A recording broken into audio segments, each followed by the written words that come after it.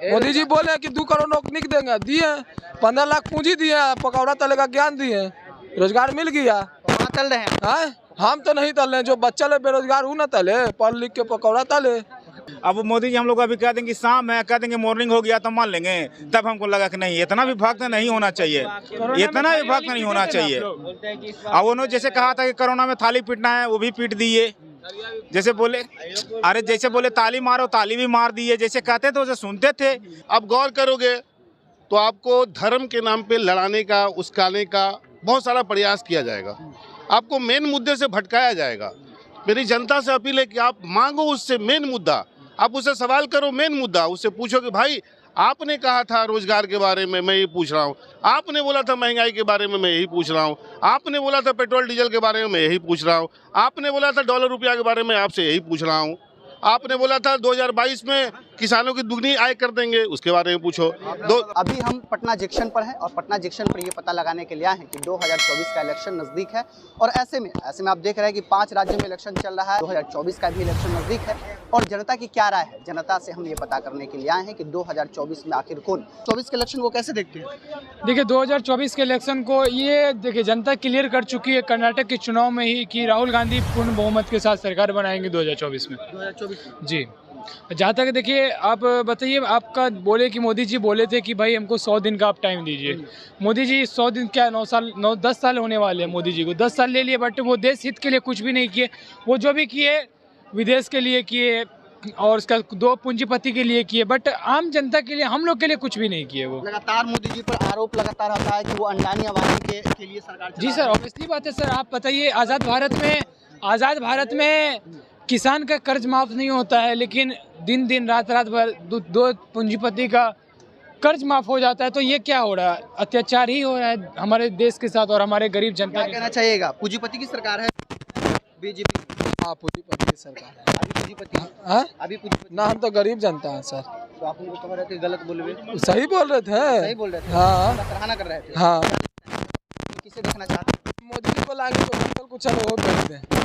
हाँ ठीक है, हाँ ठीक है, जो बच्चल को चलो वो बेच दें। मोदी जी। हाँ, इसलिए मोदी आपको बेहतर। हाँ, जो बच्चल को चलो वो बेच दे। 70 साल का जो विकास हुआ है ना, 9 साल में जो बेचे हैं वो बच गया है 2024 में, तो 2024 में लाके वो बेचवा देना मोदी जी। खुश है। हाँ हाँ, जो एकदम बचल है आपको कटोरा लेके भीख मांगना पड़ेगा, तैयार? क्या दिक्कत है? बीजेपी वाला के घर में धावा बोलेंगे। हाँ, मोदी जी बोले झोला लेके आए, झोला लेके चले जाएंगे। बीजेपी के घर पे धावा बोलेंगे फिर। हाँ, बीजेपी वाले के पास जाएगा भीख। हाँ जी, बीजेपी वाले के पास भीख मांगने जाओगे?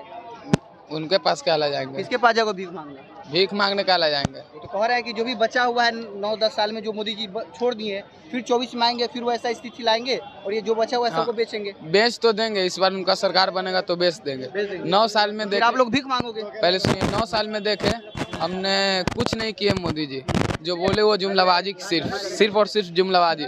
बोले कि हम 15 लाख रुपया देंगे, 2.5 करोड़ का नौकरी देंगे। तो ये सब कहाँ चल गया? कहाँ रोजगार मिला? रोजगार मिलता तो कैसे मिल गया? सरकार में रोजगार नहीं मिला। रोजगार मिला है सर, 15 लाख रुपया पूंजी मिला, पकौड़ा तले का ज्ञान, रोजगार हुआ ना। मोदी जी बोले कि 2 करोड़ नौकरी देंगे, दिए। 15 लाख पूंजी दिए, पकौड़ा तले का ज्ञान दिए, रोजगार मिल गया। तल रहे हैं? हम तो नहीं तल रहे, जो बच्चा ले बेरोजगार हूँ ना तले, पढ़ लिख के पकौड़ा तले। हाँ हाँ, मोदी जी बोले नौकरी देंगे, दिए। पकौड़ा तलने का नौकरी? हाँ, 15 लाख रुपया दिए और पकौड़ा तले का ज्ञान दिए, तो हुआ ना नौकरी। तब ये सिर्फ कैसे बोल जुमलाबाजी है मोदी जी का। ये जुमलाबाजी इस बार नहीं चलेगा, इस बार जुमलाबाजी नहीं चलेगा। और की सरकार है ये भारतीय जनता पार्टी जुमलाबाजी। भाई जो बोल रहा है सही बात बोल रहा है, सही बोल रहा है। जितना फेंकू प्रधानमंत्री से 14 को प्रधानमंत्री से पहले बने हैं, पर इससे पहले 14 को प्रधानमंत्री बने हैं, पर इतना फेंको कोई नहीं फेंकता है जितना ही फेंकते हैं ना। अगर उतना काम कर दे, जैसे उन्होंने कहा था कि बहुत हुई महंगाई, अब की बार बीजेपी सरकार। मैं बीजेपी भक्त था, अनभक्त समझिए, अनभक्त था, पर मैं पूर्व भक्त हो गया हूँ। जैसे उन्होंने कहा ना पहले बीजेपी भक्त। हाँ, उन्होंने जैसे कहा ना कि बिहार में हम दिए हैं, दरभंगा में, इधर ही कर्नाटक के चुनाव बोले थे, उसके बाद बोले कि पूर्णिया में भी दे दिए, गए भी, पता भी किए कि सही में दिएंगे नहीं।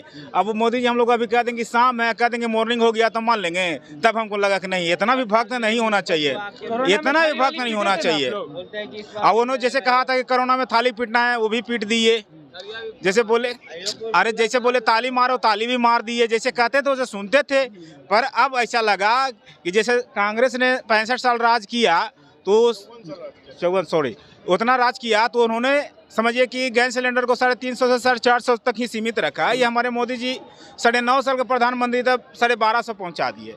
अभी जब चुनाव का टाइम आया तो लॉलीपॉप दे दिए कि 200 घटा देते हैं, और फिर जब ये जीतेंगे ना तो फिर वो सीधे 2000 कर देंगे। अब बताइए ना, हॉस्पिटल जैसा चीज़ को बंद होना चाहिए। यही स्मृति ईरानी जीती है ना अमेठी से, वहाँ संजय गांधी हॉस्पिटल है, उसमें 10,000 20,000 डेली हॉस्पिटल में आदमी आता है, इलाज करवाता है, उसको भी सिर्फ संजय गांधी के नाम से था, उसके वजह से मतलब ये कर दी, उसको बंद करवा दी है। बताइए ऐसा होता है? हॉस्पिटल यूनिवर्सिटी सब बंद कराने की चीज़ है? इतना घटिया का सोच को होना चाहिए, कोई भी पद पे होना चाहिए। स्मृति ईरानी कल्याण मंत्री है, ये महिला विकास मंत्री है, और वो जब मणिपुर में महिला को नंगे घुमाया जाता है उस पर ट्वीट नहीं करती है, और जब हम लोग का देश के लिए मेडल जीत के लाती है उस पर कुछ नहीं बोलती है। और राहुल गांधी को कहते हैं कि हम पे आंख मारते हैं, उसे बढ़िया हेमा वाले पीछे संस्कारहीन है राहुल गांधी कहा गया।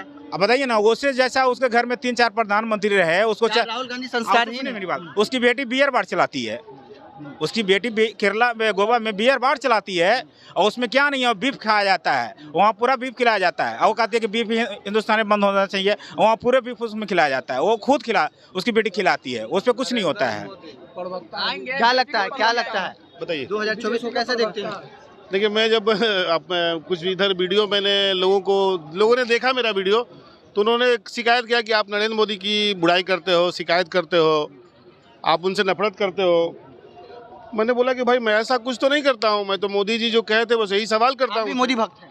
पहले था 14 में, उसके बाद 16 से वापस 16 से वापसी होगी भक्ति की ना? हाँ, भक्ति नहीं, भक्त थे भक्त नहीं मेरे भाई। अगर तुमको कोई बोले भैया मैं तुम्हें घर दूंगा, मैं तुम्हें हॉस्पिटल दूंगा, मुझे तुम्हें ये दूंगा, मैं देश को ये बना दूंगा, और दूसरा विपक्षी पार्टी का प्रचार ऐसा किया जाएगा, भक्त थे, यही सब हुआ ना? था कुछ न कुछ। तो लोगों से मेरी शिकायत थी कि मैं मोदी की बुराई करता हूँ। मैं कौन होता हूँ मोदी जी की बुराई करने वाला? मैं तो सवाल करता हूँ, लोग जवाब दें। चलो आज मैं कोई राजनेता की बात नहीं करता हूँ, आज मैं पब्लिक की बात करता हूँ। अब आने वाला इलेक्शन है, आप गौर करोगे तो आपको धर्म के नाम पे लड़ाने का, उस्काने का बहुत सारा प्रयास किया जाएगा, आपको मेन मुद्दे से भटकाया जाएगा। मेरी जनता से अपील है कि आप मांगो उससे मेन मुद्दा, आप उससे सवाल करो मेन मुद्दा, उससे पूछो कि भाई आपने कहा था रोजगार के बारे में, मैं ये पूछ रहा हूँ, आपने बोला था महंगाई के बारे में, मैं यही पूछ रहा हूँ, आपने बोला था पेट्रोल डीजल के बारे में, मैं यही पूछ रहा हूँ, आपने बोला था डॉलर रुपया के बारे में, आपसे यही पूछ रहा हूँ, आपने बोला था 2022 में किसानों की दुगनी आय कर देंगे, उसके बारे में पूछो। खत्म कर दूंगा भाई, तो उसी से पूछिए, नहीं चाहिए, हम किसी की बुराई नहीं कर रहे, जो आपने किया था सवाल वही जवाब दीजिए हमको। आपको ज़्यादा तकलीफ है, आपको लगता है कि मैं आपका विरोध कर रहा हूँ, मैं आपका विरोध नहीं कर रहा हूँ, मैं आपके कहे हुए वाक्य को याद दिला रहा हूँ। अब 2019 में ये देश परेशान हो गया था एनआरसी के चक्कर में, क्या हुआ पूछिए उससे, क्या एनआरसी क्या हो गया भाई? अगर एनआरसी के कारण एक आदमी की भी मौत हुई तो उसके जिम्मेवार कौन है? आपकी गलत नहीं थी, आपकी गलत नहीं थी, आप पूछिए। और कम से कम मोदी जी से एक सवाल जरूर पूछिए। बहुत सारे लोग हमको बोलते हैं कि मेरे भारत का नाम विदेशों में डंका बज रहा है। मैं पूछना चाहता हूं कि जो इंसान 5 भगौड़ा को आज तक लेके नहीं आया 10 साल में, वो बोलता है कि मेरे देश का नाम हो रहा है। क्या हो रहा है यार? ये बेइज्जती हो रही है। और कभी इस देश का ये हाल नहीं था कि 80 करोड़ लोगों को मुफ्त में अनाज दिया जाता था, इसलिए कि वो कम से कम कमाने खाने लायक भी नहीं है। अरे मोदी जी आपने क्या कर दिया? 140 करोड़ में 80 करोड़ को तो मतलब मुंह से कुछ और निकल रहा था, वैसा मैं नहीं कहूँगा, कि आपने तो उसको कहीं का नहीं छोड़ा, इस लायक बना दिया कि फ्री का ही खाओ। अरे मेरे भाई, अगर हम तुमको फ्री का देंगे तो तुम अपने दिमाग से कब कुछ करोगे?